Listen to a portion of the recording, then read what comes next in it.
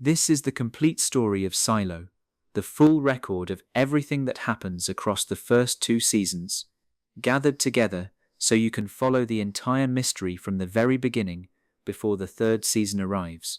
Tonight we move slowly through the whole world of the Silo, the people who live inside it, the lie they have been raised to believe, and the long, patient way that lie begins to come apart.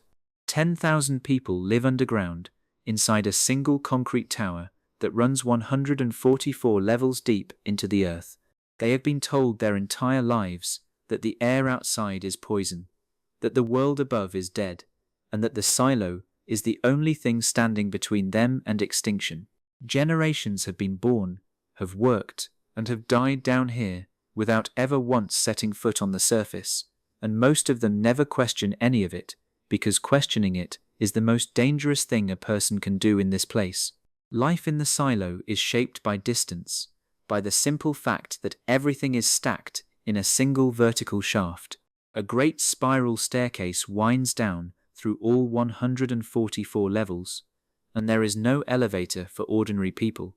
So a journey from the top to the bottom can take the better part of a day. Porters carry messages and goods up and down those steps for a living, and where a person is born along that staircase tends to decide the whole shape of their life. The wealthy and the powerful live near the top, close to the light of the great screen, while the engineers and laborers live far below, near the heat and the noise of the machines that keep everyone alive. Power in the Silo is split among a handful of groups, and the balance between them runs the whole society. Mechanical sits at the very bottom, the world of engineers who tend the enormous generator that powers every light and every pump in the structure. It controls the servers, the cameras, and the screens, and though it pretends to be a simple technical department, it quietly holds more power than anyone else. Judicial enforces the law, medical tends the sick, and manages who is allowed to have children, and the mayor's office sits at the top as the public face of it all.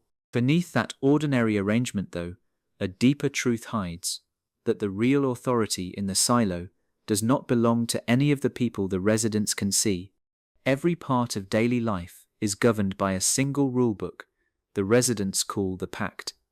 The Pact decides what is legal and what is forbidden, who may have a child and when, and what happens to anyone who breaks the rules. Relics from the time before the Silo, ordinary objects like watches, magazines, and old electronics, are tightly controlled, and possessing the wrong one can mark a person as an enemy of the Silo. Above all other crimes sits a single unforgivable act, expressing the desire to go outside, because that desire threatens the one belief the entire society is built upon. The heart of the Silo's control is a ritual the residents call the cleaning, and everything else grows out of it. When a person commits the gravest offense, or simply says out loud that they wish to leave, the Silo grants that wish without argument. The offender is sealed into a white protective suit, walked into an airlock at the top of the structure, and sent up a ramp into the open air, where their only task is to wipe the grime from the lens of the camera that shows everyone inside what the outside looks like. Cleaning the lens is framed as a final act of service to the community. Within minutes of stepping out, the suit fails and the person collapses on the brown hillside, joining the row of bodies that has been gathering there for generations. What makes the cleaning so strange is what people do once they are outside. Almost everyone sent out swears beforehand that they will never clean, that they will refuse to give the Silo that last gesture of obedience. Nearly every one of them wipes the lens anyway, calmly, before walking off to die. Nobody inside the Silo has ever understood why the angry and the defiant become so gentle the moment they reach the surface, and that quiet mystery sits at the very center of everything that is about to unfold.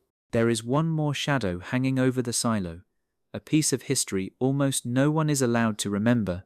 Long ago, around 140 years before our story begins, the Silo went through a violent rebellion, an uprising so severe that it nearly destroyed the community. In the aftermath, the Silo's records were wiped almost completely clean, erasing nearly all memory of the world before and of the rebellion itself, leaving the population with only fragments and rumors. The people in charge learned a lesson from that chaos, that controlling the past is the surest way to control the present, and they have guarded that lesson ever since. Section 2. The Beckers and the First Crack in the Lie. The story truly begins with a marriage at the top of the silo. Holston Becker serves as the silo's sheriff, a steady, fair, and well-respected man, and his wife Allison works in data recovery, restoring lost and deleted files for the residents who come to her. The two of them are deeply in love, and they want a child together, a wish that in the silo is never simple. Couples must win the right to try through a lottery, and even then a brief window is all they are given before the chance passes to someone else. Month after month, Allison and Holston try for the child they have been promised a chance at, and month after month, nothing happens. Her frustration slowly turns into suspicion, and suspicion pushes her toward the work she does best, digging into the silo's hidden data. Along the way, she crosses paths with a soft-spoken engineer named George Wilkins, a quiet man with a dangerous hobby, collecting forbidden relics from the world before the silo and hunting for the truths the authorities have buried. George hands Allison a single clue, and that clue leads her to a hidden hard drive tucked away inside the silo's systems, a piece of data the authorities never meant for anyone to recover. What she finds on that drive changes everything. Stored inside are blueprints and schematics of the silo itself, along with a piece of video footage of the outside world, except in this footage the sky is blue, the grass is green, and life spreads across the hills in every direction. For as long as anyone can remember, the great screen in the cafeteria has shown a grey, lifeless wasteland under a dead sky, the proof everyone points to when they say the outside will kill you. Allison now holds footage suggesting the outside, at least at some point, was alive and beautiful, which means the single image the entire population has trusted their whole lives might be a fabrication. The discovery breaks something loose inside her. She becomes convinced that the silo is a prison built on a false picture of the world, and that the people in charge are hiding a living, breathing planet just beyond the walls. Convinced she has seen the truth, Allison makes the one choice guaranteed to send her outside. Standing in the crowded cafeteria, in front of everyone, she says the forbidden words out loud that she wants to go out. Under the silo's own rules, there is no taking those words back, and Holston can only watch in horror as the law he has enforced his entire career turns against the woman he loves. Allison is sealed into a cleaning suit and walked to the airlock, and the whole silo gathers to watch. What happens next plants a seed that will grow for years. Allison steps outside, and to the shock of everyone watching, she does wipe the lens, slowly and deliberately. Rather than lying down to die on the slope like every cleaner before her, she walks past the bodies and continues up the hill until she vanishes over the ridge, out of sight of the camera. Her body is never accounted for, and that single unanswered detail lodges itself in Holston's mind and refuses to leave. For 3 long years Holston carries that doubt in silence, while he keeps doing his job, sheriff of a silo that took his wife. The question of what Allison saw in her final moments, and where she went after she disappeared over that hill, follows him everywhere. Eventually the weight of it wins. Holston decides he can no longer live without knowing, and he tells the silo that he too wants to go outside, choosing the same fate that took his wife. Before he leaves, Holston puts his affairs in order with surprising care. He passes his investigation and his sheriff's badge down to an engineer from the very bottom of the silo, a woman he has never even met, but whose name keeps surfacing in connection with George Wilkins and the hidden truths George was chasing. That engineer is Juliette Nichols. Holston is then sent out to clean, and like Allison before him, he steps into a world that looks impossibly green and alive through his visor, reaches a body on the hill he believes to be his wife, and dies on the slope beneath a sky that only looks like life. With both Beckers gone, The silo has quietly erased two of the only people who came close to the truth, and the whole investigation now passes to a stranger from the depths. Section 3. Juliette of Mechanical. To understand Juliette Nichols, you have to travel all the way down to Mechanical, the loud, hot, oil-stained world at the base of the silo. This is where the engineers live and work, the people who keep the great generator turning and the water pumps running, the unseen labor that holds 10,000 lives together far above them. Juliette was born in the middle of the silo as the daughter of a doctor, yet she made her true home down here among the machines, and the people of Mechanical became her real family. Brilliant, stubborn, and happiest with a tool in her hand, she earned a reputation as the finest engineer the silo had seen in a generation. Her path down to the bottom was paved with loss. As a child, Juliette lived in the middle levels with her father, Pete Nichols, a doctor, and her mother, Hannah, until a family tragedy tore the three of them apart. The grief that followed drove her mother to take her own life, and a young Juliette, unable to forgive her father for what had happened, left the middle levels behind and went down to Mechanical to begin again on her own. Years of silence grew up between father and daughter, a wound neither of them knew how to close, and that estrangement quietly shapes Juliette for the rest of the story. Down in Mechanical, Juliette became a legend for a single act of nerve. When the silo's enormous main generator began to fail, shaking itself toward a breakdown that could have doomed everyone, she pushed for the unthinkable, a complete shutdown of the machine so it could be repaired properly rather than patched. For a few terrifying hours the entire silo went dark and cold, while Juliette and her crew worked against the clock in the gloom. And when the generator finally roared back to life, she had saved the whole community. That single achievement made her respected and trusted in a way few engineers ever are. Love found her in Mechanical too, in the shape of George Wilkins.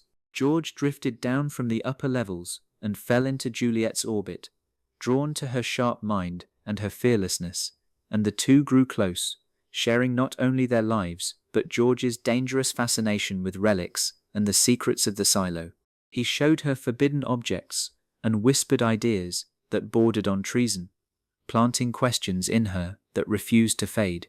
When George turned up dead at the foot of a stairwell, ruled a suicide by the authorities, Juliette refused to accept it, certain in her bones that the man she loved had been murdered for what he had discovered. That certainty is what makes the sheriff's offer impossible to refuse. Following Holston's death, the silo needs a new lawkeeper, and Holston named Juliette in his final wishes, a choice that baffles nearly everyone above. Mayor Ruth Johns, the silo's aging and well-liked leader, decides to make the long climb all the way down to Mechanical in person, accompanied by the gruff senior deputy Sam Marnes to put the badge in Juliette's hand herself. Their slow descent through the levels gives two old friends a chance to see their world one final time, and it quietly reveals how tired, how human, and how decent the people at the top can sometimes be. Juliette accepts the position, though never for the honor of it. The badge hands her access, records, and the authority to ask questions nobody in Mechanical could ever ask, and every one of those questions points straight back toward George and the way he died. What she does not yet grasp is how dangerous the role has already become, or how closely the hidden powers of the silo have started to watch her. She has stepped into the middle of a war without even knowing the war exists. The journey back up turns deadly almost at once. Somewhere on that long return climb, Mayor Johns drinks from her water, falls gravely ill, and dies before she ever reaches home, the victim of a quiet poisoning. Her death strips the silo of its most trusted and moderate voice in a single stroke, and grief lands hard on Marnes, who had loved her in silence for years. Not long afterward, Marnes too is killed, and within a matter of days the silo has lost both its mayor and its veteran deputy, the timing far too clean to be simple misfortune. Section 4. The Investigation, the Flamekeepers, and the Water. Into the sudden vacuum at the top steps Bernard Holland, the head of it. As the silo's rules allow, Bernard takes on the role of acting mayor while keeping his grip on the servers, the cameras, and the screens, which quietly makes him the single most powerful person in the entire structure. Measured, soft-voiced, and endlessly reasonable on the surface, he presents himself as a man simply holding the silo together through a frightening time. Juliette has no idea yet how much Bernard truly knows, or how far he is willing to go to keep it buried. To keep the new sheriff in check, Judicial assigns her a deputy named Paul Billings, a careful, by-the-book family man who answers, at least at first, to the very people Juliette trusts the least. Judicial is the law and order branch of the silo, and under Judge Mary Meadows and her cold head of security, Robert Sims, it behaves less like a court and more like a quiet machine for keeping order and erasing inconvenient truths. Billings carries a heavy secret of his own, a tremor and a condition the silo calls the syndrome, a stigmatized illness that could cost him everything if it ever became known. Over the weeks that follow, the wary distance between Juliette and Billings slowly hardens into something closer to trust. Juliette throws herself into George's case the moment the power to investigate lands in her hands. Tracing his life and his habits, she follows the trail of relics he collected to a woman named Regina Jackson, a relic dealer and a former lover of George's, who knew the secret world he moved through. Through Regina, Juliette learns how deep the underground trade in forbidden objects really runs and how dangerous it is to be tied to it, since Judicial treats relic collectors as enemies of the silo. The deeper Juliette digs, the clearer it becomes that George died chasing something far larger than a hobby. The object at the center of it all is the hidden hard drive, the same drive Allison once used to glimpse the green world. George had concealed it carefully before his death, and now everyone who knows it exists wants it, either to destroy it or to seize control of it. Juliette begins a quiet hunt for the drive, aided by her allies in Mechanical and by a young IT worker she meets along the way, a curious stargazer named Lucas Kyle, who spends his nights mapping the faint lights on the great screen. Their careful friendship hands Juliette a rare set of trustworthy eyes inside the very department she is fighting. A far older piece of the truth reaches Juliette through a dying woman. In the long-term care ward of Medical Lives, Gloria Hildebrandt, an elderly resident dismissed by most as confused and lost to dementia, yet who holds fragments of the silo's buried history. When Gloria is taken off the medicated water for a time, her mind clears enough to reveal something staggering, that the authorities have, for generations, been adding something to the silo's water supply to dull people's memories and keep them from recalling the world that came before. The fog hanging over the whole population, it turns out, has been engineered on purpose. Gloria's revelations cut even deeper than the water. She explains that the silo has quietly worked to end certain family lines through forced sterilization, surgeries performed on women under the cover of routine medical care, and that Juliette's own father, Dr. Pete Nichols, carried out some of those procedures himself. The people targeted were often tied to the Flamekeepers, an old resistance of relic owners who fought to preserve the memory of the past, the same movement the silo crushed long ago. Gloria places Juliette's mother among those caught up in this hidden history, drawing a line straight from the silo's oldest secrets to Juliette's own family. By the end of these discoveries, Juliette understands that she has become something the silo cannot allow to exist. She is the last person still standing who carries the Flamekeeper's purpose, the drive to remember the truth and to prove the world outside is not what everyone has been told. The relic at the heart of it all, footage and images of a green and living world, sits like a loaded weapon in her hands. Every step she now takes pulls her further from the safety of Mechanical and deeper into a fight with the unseen forces that truly rule the silo. Section 5. Bernard's True Face and the Road to the Airlock. With the evidence in her possession, Juliette makes a choice that nearly costs her everything. Believing that Mayor Holland might be an honest man trapped between scheming factions, she brings her fears to Bernard and warns him that Judicial may be moving to seize total control of the silo. His reply shatters that hope completely. Bernard reveals, calmly and without a flicker of apology, that he has been part of the silo's deepest secrets the entire time, that the cover-up is not some betrayal of the system, but the system itself, and that he answers to rules far older and colder than anything Juliette had imagined. That single conversation changes the shape of the entire war. Bernard is no bystander to the lie. He stands as one of its keepers, and now he knows exactly how much Juliette has uncovered. The hard drive, meanwhile, has been hidden in the most unlikely of places, kept safe alongside an imprisoned Flamekeeper, the same fragile thread of the old resistance the silo never fully stamped out.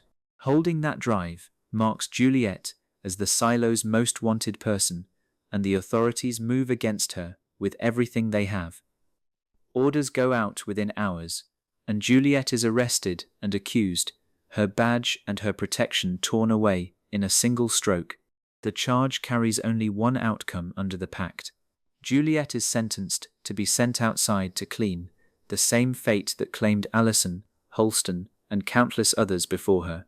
The stranger from the depths, who climbed up to solve one murder, has become the greatest threat the rulers of the silo have ever faced, and they intend to erase her on the hillside, like all the rest. What the authorities never count on is the fierce loyalty of Mechanical. Down at the bottom, Juliette's friends refuse to let her walk to her death defenseless, and her old mentor Martha Walker, a brilliant and agoraphobic engineer who never leaves her workshop, sets to work on a quiet act of rebellion.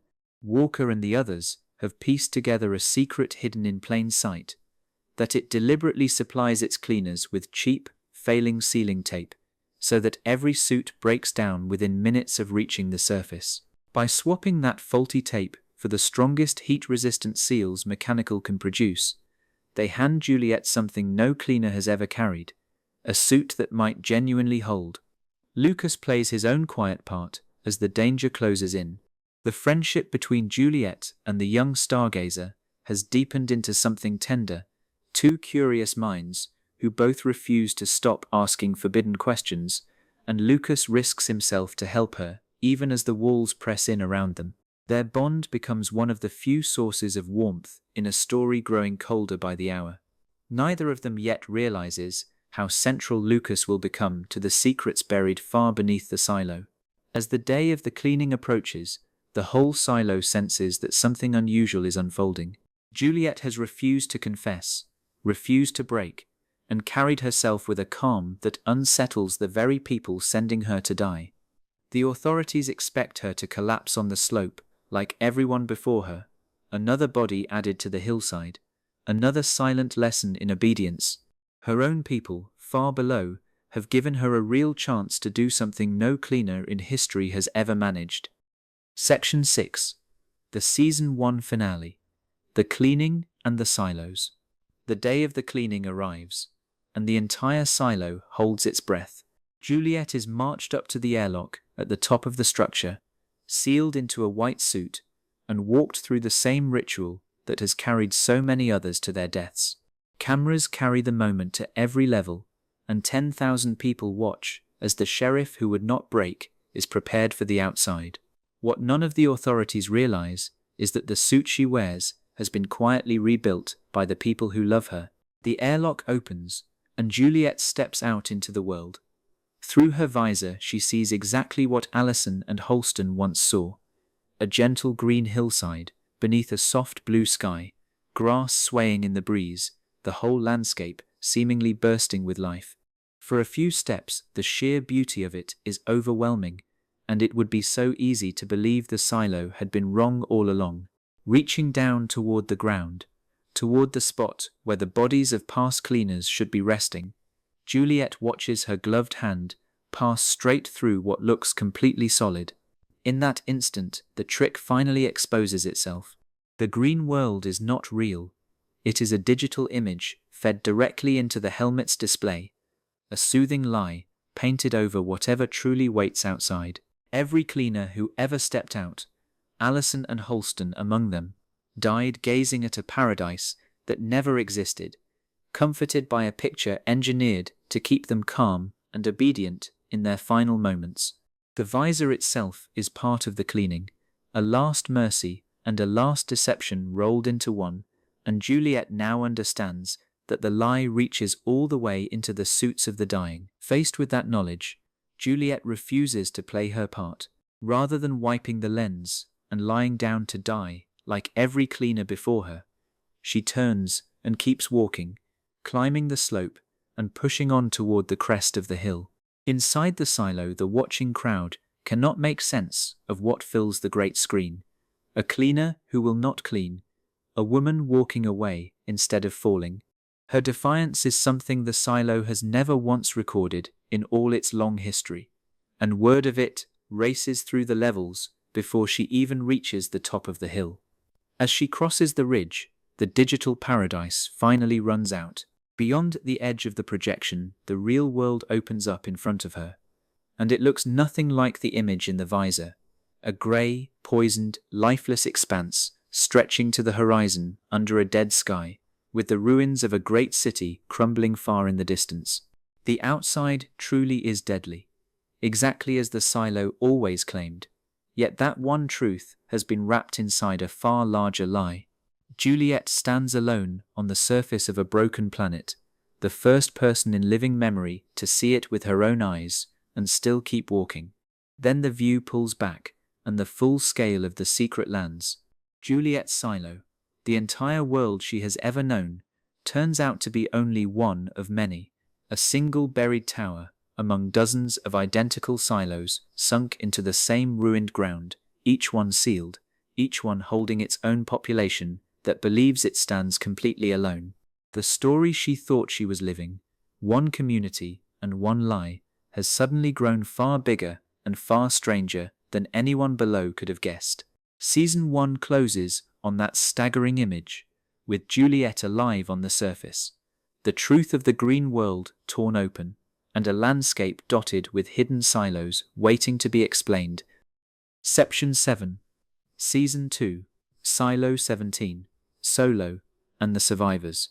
Season 2 picks up in the worst possible place, on the surface, with Juliette's borrowed suit already failing around her. The strong seals from Mechanical bought her precious time, yet the poisoned air keeps creeping in, and she has only minutes before the outside kills her the way it kills everyone. Staggering across the dead ground toward the nearest of the buried towers she glimpsed from the hill, she forces her way into its airlock and collapses inside. That desperate scramble carries her out of one silo and straight into the ruins of another, a place known as Silo 17. What she finds inside is the corpse of a community. Silo 17 stands dark, damp, and almost completely empty, its lower levels drowned beneath a vast flood of black water, its corridors littered with the wreckage of something terrible that happened long ago. Where her own silo hums with 10,000 lives, this one feels like a tomb, silent except for the drip of water and the groan of failing machinery. Juliette has traded a silo that wants her dead for a silo that already died. She is not entirely alone in the dark. Deep inside the ruined structure lives a strange, jittery man who calls himself Solo, a survivor who has lasted by himself behind a heavy sealed vault door for decades. At first, Solo speaks to Juliette only through the door, and he lies to her about his situation, claiming there are others with him while hiding just how alone and how damaged he truly is. Years of isolation have left him guarded, eccentric, and slow to trust, talking to himself and hoarding supplies, so earning his confidence becomes its own slow and delicate task. His real story, once it surfaces, explains the silence of the whole silo. Solo's true name is Jimmy Conroy, and when he was only a boy, Silo 17 rose up in a violent rebellion that brought down a merciless response from the hidden powers. The system the silos call the Safeguard was triggered, flooding the rebelling silo with poison to wipe out its people and crush the Uprising in a single stroke. Jimmy survived because his parents hid him behind the vault door in Haiti, and managed to block the pipe feeding poison into their corner of the silo, while the handful who tried to flee to the surface died in the toxic air outside. Over the long years that followed, the dead silo slowly drowned from within. With no engineers left to run the pumps that hold back the underground water, the lowest levels filled and flooded, sealing the very bottom of the structure beneath a deep, black reservoir.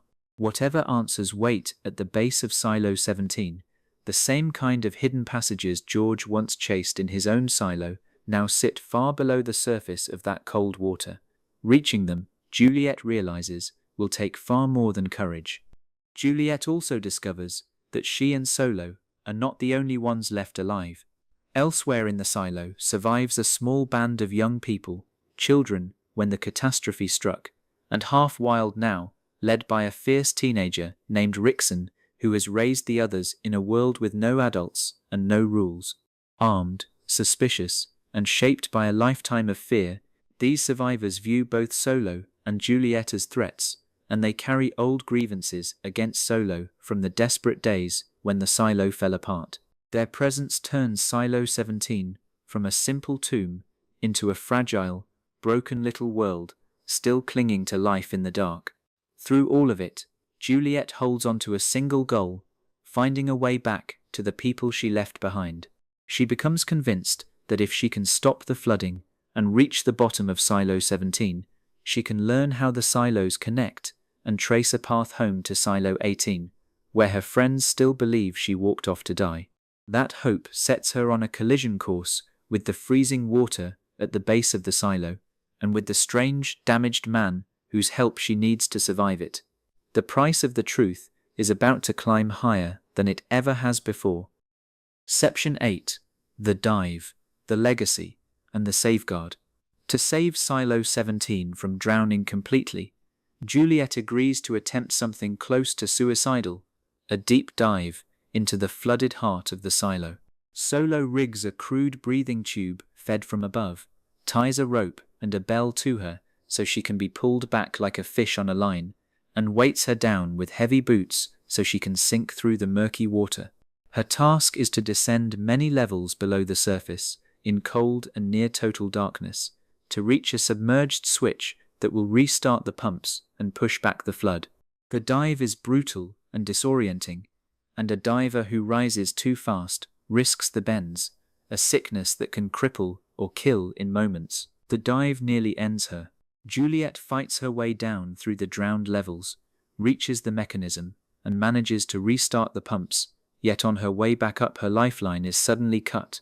Her air supply fails, and she is forced to swim upward far too fast through the freezing dark.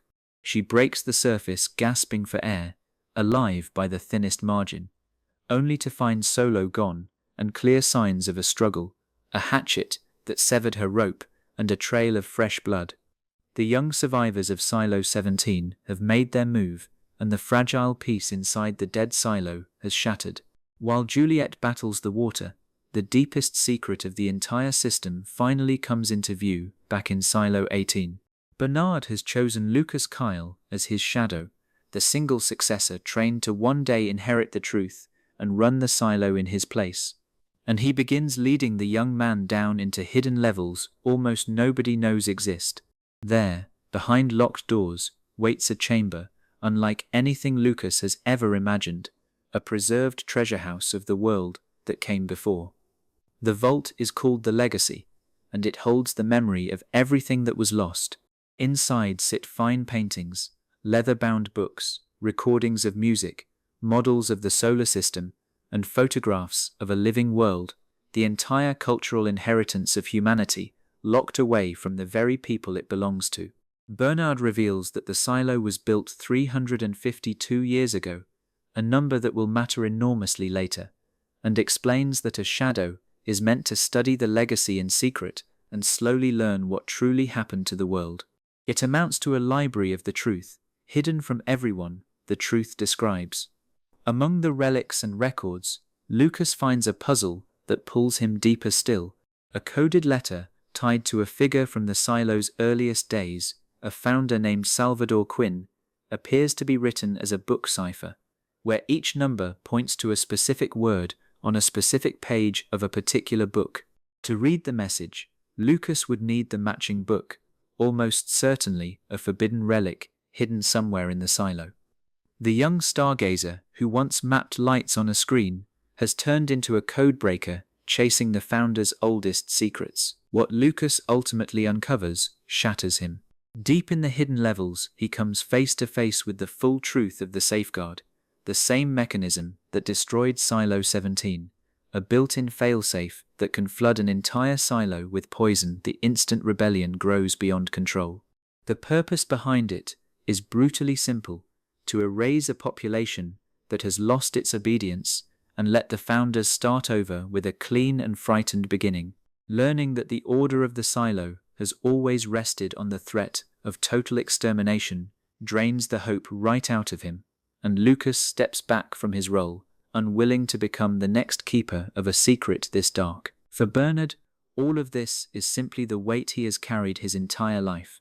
He has always understood that the silo sits one serious uprising away from annihilation, and that his ruthless grip on power is the only thing keeping that ending at bay, which in his own mind makes him not a tyrant but a guardian.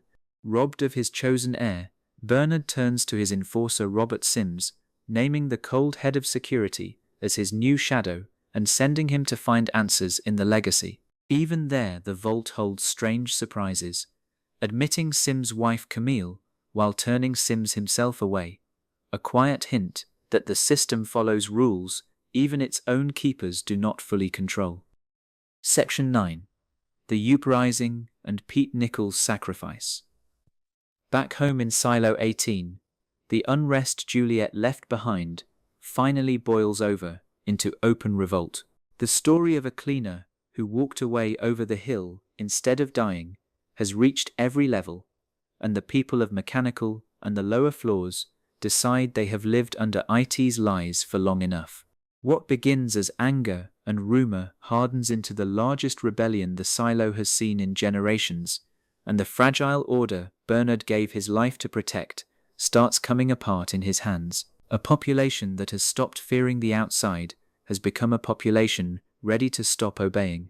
The uprising finds its leaders in the depths. Knox, the steady and respected head of Mechanical, steps forward alongside the fierce young engineer Shirley, while Juliette's old mentor Walker lends her quiet brilliance to the cause from her workshop. Sheriff Paul Billings, the by-the-book deputy who once answered to Judicial, locates his conscience and turns toward the rebels as well. Together they form the core of a movement that wants the truth and the freedom the silo has always denied its people. Bernard answers the threat with force. Through his enforcer Robert Sims, he unleashes a harsh crackdown, meeting the rebellion with violence, arrests, and intimidation designed to break the will of the lower levels. The man who sees himself as a guardian now finds himself ordering brutal measures against his own people, convinced that any loss of control could trigger the safeguard and doom them all. Each step he takes to hold the silo together only drags it closer to the edge of the very catastrophe he dreads. The rebels build their plan around the shape of the silo itself. A single great spiral staircase connects all 144 levels, which makes it both the silo's lifeline and its weakest point. Knox and the others decide to set off an explosion on the stairway, splitting the structure in two and trapping Bernard's raiders in the upper levels so the rebellion can hold the bottom and shield its people. It is a desperate gamble, and simply carrying the bomb up the steps past the guards will cost them more than they expect. Walker plays a dangerous game of deception to make it possible. Brought in to negotiate with Bernard, she pretends to discuss one plan out loud while secretly signaling the real one to Knox with her hands, using the trust granted to a frail old woman to hide a rebellion in plain sight. Her nerve buys the rebels the opening they need, even as the danger tightens around all of them. The quiet engineer who never leaves her workshop proves to be one of the bravest people in the entire silo. At the heart of the bomb plot stands a man trying to make peace with his past. Pete Nichols, Juliette's estranged father, has carried deep guilt for years over his role in the silo's cruelties, including his part in the forced sterilizations Gloria once described. And the news that his daughter may still be alive finally gives him a reason to act. As the rebels haul the explosive up the staircase past the guards, the trigger is compromised at the worst possible moment, leaving the entire plan teetering on the edge of failure. Pete understands instantly what that means and exactly what it will cost him. His choice becomes the emotional core of the whole season, refusing to let the rebellion collapse and waving off everyone who offers to take his place. Pete assembles the trigger with his own hands and sets off the bomb himself, dying in the blast to split the silo and protect the people his daughter loves. The sacrifice is at once an act of rebellion and an act of redemption, a father giving everything for a daughter he failed and a cause he came to believe in too late. That explosion tears through the staircase and changes the silo forever. With the structure split and burning, the uprising spins beyond anyone's control. The careful plan of Knox and the others gives way to raw chaos, as frightened, furious crowds surge through the levels, and a faction of residents, convinced the outside is survivable, decides the only answer is to force their way out of the silo entirely. Order collapses floor by floor, and the threat that has always loomed over them, the safeguard, draws terrifyingly near. Into this storm Juliette is about to return, carrying the one piece of knowledge that could decide whether anyone survives at all. Section 10. The Season 2 Finale, The Burning Airlock, and the Before Times. The season drives toward its end at the top of Silo 18, in the airlock where so much of this story began. Juliette fights her way home across the surface and back through the chaos, racing to stop the very thing her defiance set in motion. A panicked crowd, convinced the outside is safe and ready to pour through the doors to their deaths. To warn them, she cleans the camera lens herself and leaves a stark message where the cameras and the people can see it, telling them plainly that the world outside is not safe and that they must not come out. Her long search for the truth has carried her back to the one place she swore she would never stand again. Bernard arrives at the same threshold, a broken man. The rebellion has shattered the order he gave his whole life to defend, and the combined weight of the safeguard and the endless lies has finally crushed his belief that he can hold anything together. He comes to the airlock, ready to give up entirely, prepared to walk out and end it all. What shifts the moment is Juliette, who reveals that she has learned something about the safeguard, a reason to believe the system can still be fought rather than blindly obeyed. That sliver of hope collides with disaster. Before anything can be settled between them, the airlock seals shut, with both Juliette and Bernard trapped inside, and the chamber begins to do exactly what it was built to do, igniting into flame to burn away any contamination from the surface. Fire fills the cramped space, and the two enemies who have circled each other across 2 whole seasons end up caught together in the blaze. Everything their long struggle has built comes down to who can survive the next few seconds. Their chances could not be more different. Juliette wears a suit built from a firefighter's gear and sealed with the same strong tape that kept her alive on the surface, which gives her a genuine chance to walk out of the flames scarred but breathing. Bernard, in an ordinary suit with no such protection, has almost nothing standing between his body and the fire. The show holds the exact outcome just out of reach, yet it leaves little doubt that Juliette is meant to survive, while Bernard's long reign ends in the very airlock he once controlled. After 2 seasons of mysteries buried inside the silo, the finale finally lifts the curtain on the world before. The story leaps back roughly 350 years to a time long before the silos existed, into the streets of Washington, D.C., in the United States as it once was. There a congressman named Daniel Keene meets a Washington Post journalist named Helen Drew, and their conversation pulls the entire series into a completely new light. For the first time, we glimpse the old world that the silos were built to replace. What they discuss is the beginning of the end. Daniel and Helen speak about a looming catastrophe, a radiological attack, and the threat of a dirty bomb. part of a global crisis spiraling toward disaster, the kind of event that could shove the world into the ruin Juliette saw waiting over the hill. Their meeting suggests that the people who built the silos were not distant founders out of myth, but figures from a recognizable government in a recognizable world, making terrible choices in the shadow of an approaching apocalypse. The truth of the silos, it turns out, is tangled up in politics, fear, and a coming war. One small object ties the centuries together. During their meeting, Daniel hands Helen a simple Pez dispenser, an ordinary trinket from the old world, and that very same relic resurfaces hundreds of years later inside the silo, a quiet thread linking the people of the before times to the prisoners of the present. That single dispenser turns a scrap of forgotten history into a clue, hinting that the past and the present of this story are connected far more directly than anyone imagined.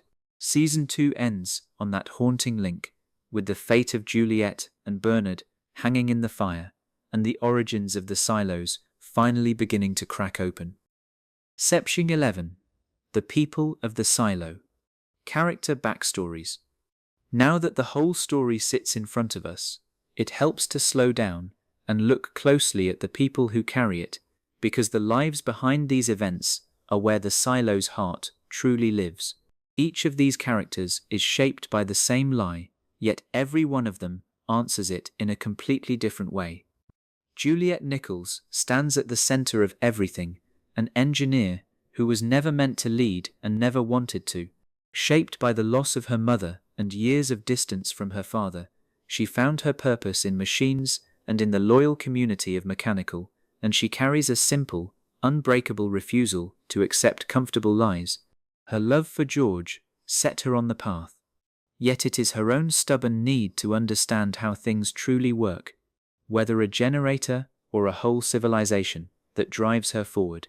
More than anything, Juliette is a fixer, a woman who cannot leave a broken thing alone, even when the broken thing turns out to be the silo itself. Bernard Holland is her opposite and her mirror. As head of it and keeper of the silo's deepest secrets, Bernard genuinely believes the lie is a mercy, that the only thing standing between 10,000 people and a poisoned death is the order he enforces. He is cruel, calculating, and willing to kill, yet he is no simple villain, because every terrible thing he does flows from a conviction that the truth would destroy everyone who learned it. The tragedy of Bernard is that he may be partly right, and that knowledge has hollowed him into a man who can no longer picture a world without the cage he guards. Solo, born Jimmy Conroy, is the living cost of the system Bernard protects. A boy when Silo 17 died, he survived decades of total isolation behind a vault door, and that loneliness bent him into someone childlike, fearful, and prone to lies, yet still capable of loyalty and tenderness. His friendship with Juliette slowly draws him back toward the world, and his story stands as a warning of what the safeguard truly does, leaving not a clean reset, but a wound that never heals. Solo is what a silo leaves behind once its people are gone. Lucas Kyle began as the gentlest of dreamers, a low-level IT worker who climbed to the cafeteria at night to chart lights in a forbidden sky. His curiosity made him the perfect shadow in Bernard's eyes, someone hungry enough for the truth to one day carry it, and that same curiosity nearly broke him when he finally learned what the truth was. Lucas loves Juliette and longs to understand the world. Two desires that pull him straight into the silo's darkest secrets. The wonder he started with becomes the very thing the silo uses to trap him. Martha Walker is the quiet backbone of Mechanical. Agoraphobic to the point that she has not left her workshop in years, Walker pours her brilliance into the machines and the people around her, becoming a mentor and a second mother to Juliette. Her fear of open space hides a fierce, fearless mind, and when the rebellion comes, this woman who cannot bear a doorway risks everything to deceive Bernard to his face. Walker proves that courage has nothing to do with how far a person can walk. George Wilkins set the whole story in motion before it even began. A relic collector and an idealist, George believed the truth was worth any risk, and he gathered the forbidden objects and hidden data that would expose the silo's lie. His love for Juliette and his obsession with the world before cost him his life. Yet the questions he planted outlived him in the two women who loved the truth as much as he did. George is the spark, the man whose death lit a fire that 2 whole seasons cannot put out. Robert Sims is loyalty turned into a weapon. As Bernard's enforcer, Sims commits brutal acts in the name of order, yet he is also a husband and a father, and the pull between his duty and his family becomes one of the silo's quiet fault lines. His wife Camille shares his ambition and his doubts, and the Vault's strange decision to admit her while rejecting him hints that the system sees something in her it does not see in him. Sims shows how the silo turns decent people into instruments, one compromise at a time. Judge Mary Meadows carries one of the saddest secrets of all. Long before the story begins, Meadows was herself a shadow who learned the full truth of the silo, and that knowledge left her hollowed out, dulled by the silo's drugs and the weight of what she carried. Behind the cold authority of Judicial sits a broken woman who once stood where Lucas now stands, a living warning of what the truth does to those forced to keep it. Her presence reminds us that even the silo's rulers are, in their own way, its prisoners. Pete Nichols and the memory of his wife Hannah haunt the edges of Juliette's story. A doctor who carried out some of the silo's cruelest orders, including its forced sterilizations, Pete lost his wife to grief and his daughter to silence, and he spent years unable to bridge either loss. His final act, dying to set off the rebellion's bomb, is the redemption he could never find in life, a father proving far too late how much he loved the daughter he failed. The Nichols family becomes a small mirror of the whole silo, a place where love and damage are impossible to pull apart. Section 12. The Mysteries and the Theories. With the events and the people in place, the real pleasure of a show like Silo lives in its unanswered questions, the mysteries the series leaves open on purpose. What follows are the biggest puzzles still hanging over the story, along with the most popular ideas fans have offered to explain them. None of these theories are confirmed, and the show may yet surprise everyone, so treat them as questions to wonder about rather than answers to trust. The oldest mystery of all is the question of why people clean. Almost everyone sent outside swears they will never wipe the lens, and almost every one of them does it anyway, gently, before walking off to die. One common idea points to the visor, suggesting that the beautiful fake world it shows fills the dying with such peace and gratitude that they clean out of love for what they believe they are seeing.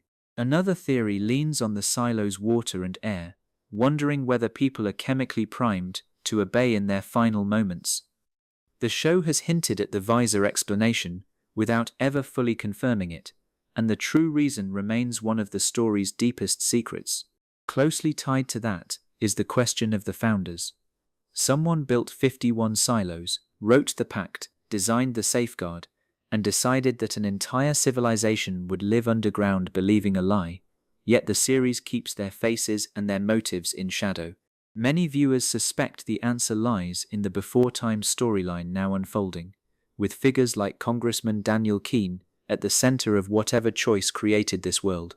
Whether the founders acted to save humanity or to control it, and whether any of them or their descendants still watch over the silos, stays completely unanswered.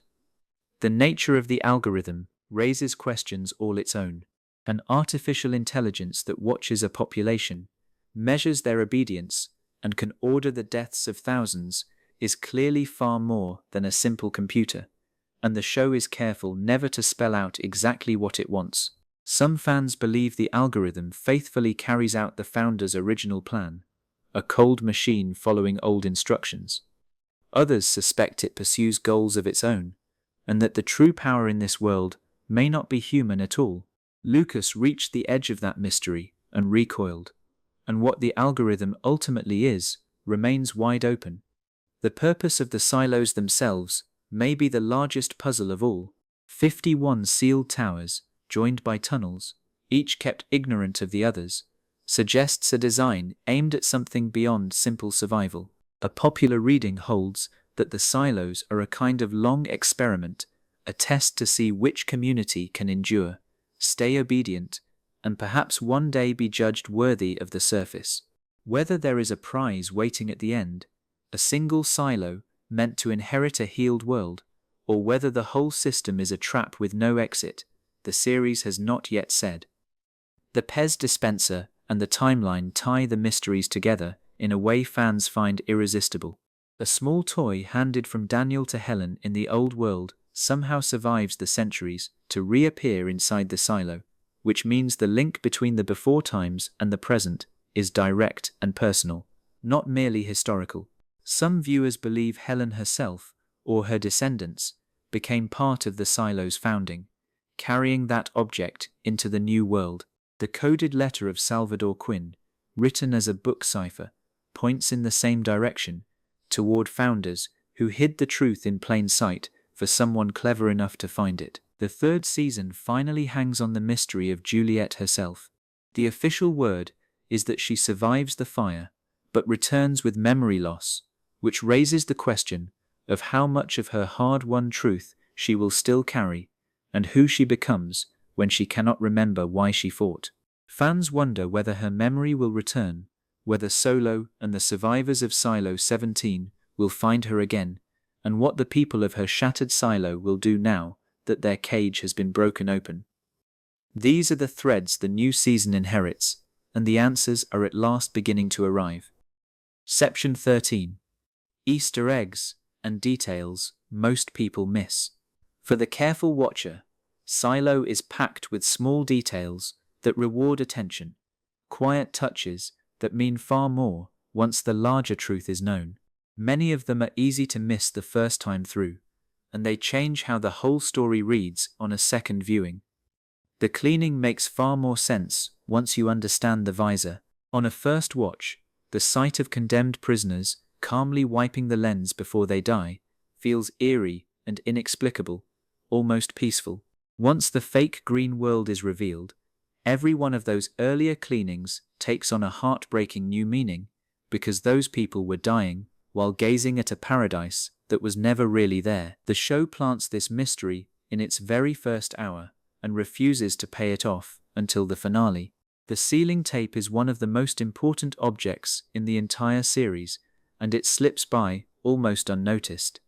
It supplies cleaners with their suits, and the tape used to seal those suits is designed to fail, which is precisely why no cleaner ever survives more than a few minutes outside. Mechanical's tape, made by Walker and her engineers, is the genuine article, and the quiet swap of one tape for another is the single act that keeps Juliette alive. A small roll of tape, mentioned almost in passing, holds the difference between life and death. The water is another clue hiding in plain sight. Throughout the series, characters drink and serve water without a second thought, never suspecting that something has been added to it to dull their memories of the world before. Gloria Hildebrandt only grows lucid enough to share the truth once she has been kept off the treated water for a while, a detail that rewards anyone paying attention to who drinks what. The fog over the whole population is something they literally swallow every single day. Numbers carry real weight in this world. The silo runs 144 levels deep and holds around 10,000 people. The surface hides 51 silos in total, and the structure itself was built 352 years before the present.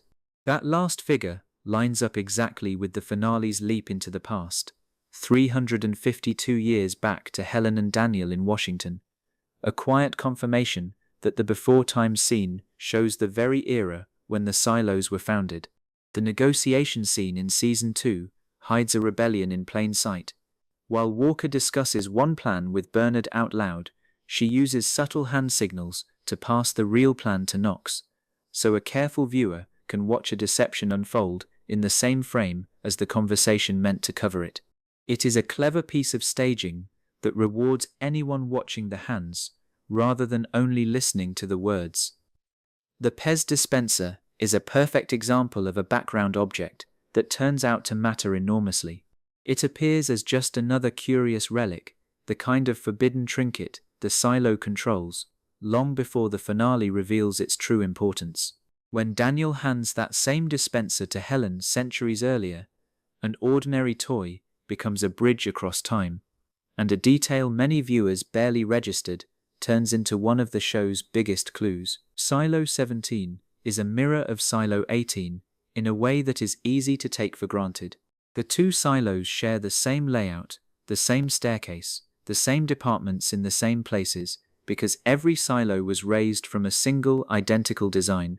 Watching Juliette move through the ruined twin of her own home gives the season an eerie quality, a tour of what her silo could one day become if everything fell apart. The sameness is the whole point, a reminder that 51 identical experiments are running side by side. Solo's name carries its own quiet sadness. The man Juliette meets did not grow up being called Solo, and the name reflects exactly what the silo did to him, leaving a single child utterly alone for decades. His real name, Jimmy Conroy, belongs to the boy he was before the catastrophe, and the gap between those two names measures everything the safeguard took from him. A simple nickname becomes a small monument to a lifetime of isolation. The erased history of the silo hangs quietly behind everything. The rebellion roughly 140 years before the story wiped the silo's records almost clean, which is why nobody remembers the world before, and why the past feels like a half-forgotten rumor. The missing books, the forbidden relics, and the broken stories are all scars left by that deliberate erasure. The silo did not simply forget its history, it was made to forget, on purpose, by people who understood that whoever controls the past controls everyone living in the present. Section 14. Outro. The Road to Season 3. With every thread now gathered, the story of the first two seasons comes to rest, and the larger picture of the silos still stands as a puzzle missing most of its pieces. 2 seasons have answered some of the oldest questions while cracking open far stranger ones, and the calm at the end of Season 2 is only the stillness before a much larger reckoning. Everything now points toward the 3rd season, which arrives on July 3, 2026. Juliette survives her time in the fire, though she comes back changed, carrying a memory loss that leaves even her own past uncertain, while the silo reels from rebellion and braces against new threats from inside and out. The before-time story of Helen and Daniel moves to the foreground, dragging the secrets of the old world into the light just as the buried world below threatens to tear itself apart. 10 episodes will carry the story onward, one each week, deeper into the truth that Juliette has paid so much to find. So much still waits to be uncovered. The reason people clean, the identity of the founders, the true will of the algorithm, the purpose behind 51 silos, and the meaning of a small toy that crossed the centuries all remain open, waiting for the new season to begin filling in the answers. The fate of Bernard, the survival of Solo, and the children of Silo 17, and the future of a silo whose people have finally glimpsed the truth all hang in the balance. For now, this is where the story rests. 2 seasons, one woman's refusal to look away, a green world that was never real, 51 silos buried in a poisoned land, and a truth that has cost nearly everyone who ever touched it. The world of Silo reveals itself slowly and carefully, the same patient way Juliette uncovered it, one buried secret at a time. Rest easy now, and we will return to the silo together when there is more of the story to tell.